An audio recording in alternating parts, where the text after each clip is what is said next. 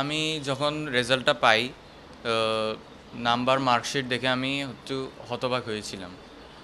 তবে আমি ভেবেছিলাম যে আমি 1280+ পেতে পারি, এরকম আমার চিন্তাভাবনা ছিল। আগের রাতে আমি ভেবেছিলাম।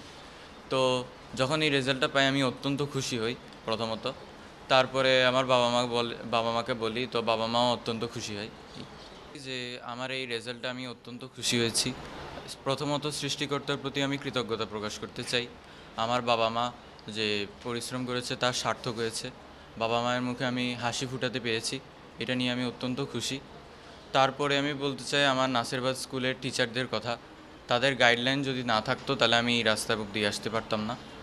তারা যেই উপদেশ দিতেন আমি সবগুলোই মেনে চলতাম। বলতে গেলে মেইনলি আমি টেক্সট বুকের প্রতি বেশি গুরুত্ব দিয়েছি। টেক্সট বুকের প্রতিটি লাইন বাই লাইন পড়লেই জীবনে যেই পরীক্ষাগুলো আসবে সেই পরীক্ষাগুলোতে ভালো মতো রেজাল্ট করা যাবে। আমি বলতে গেলে বলা যায় আমার স্ট্র্যাটেজি সিম্পল ছিল। প্রথমত বলতে চাই আমি বেশিক্ষণ পড়তাম না। আমি যতটুকু সময়ই পড়তাম তা মনোযোগ দিয়ে পড়তাম। আর যেগুলো বেশি বেশি ইম্পর্ট্যান্ট, যেমন বিগত পরীক্ষায় যা আসবে এগুলো আমি বেশি গুরুত্ব দিয়ে পড়তাম, বিশেষত বোর্ড পরীক্ষার প্রশ্নগুলো। তারপরে আমি বলতে চাই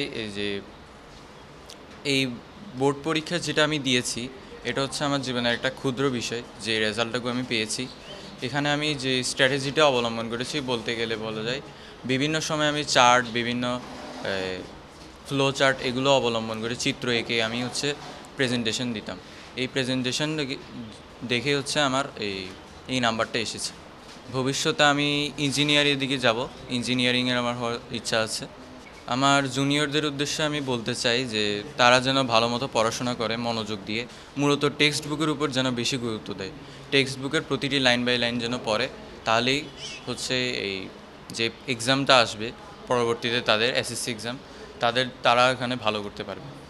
প্রথমত সৃষ্টিকর্তার প্রতি আমি কৃতজ্ঞতা বেশি প্রকাশ করব, কারণ সৃষ্টিকর্তার যদি আশীর্বাদ না থাকতো তো এই রেজাল্ট আমি কখনোই আনতে পারবো না। মা বাবার প্রতি এরপরে আমার বেশি কৃতজ্ঞতা থাকবে, কেননা মা বাবাই বেশি পরিশ্রম করেছে। সৃষ্টিকর্তার পরে তাদের প্রতি আমার কৃতজ্ঞতা বেশি থাকে।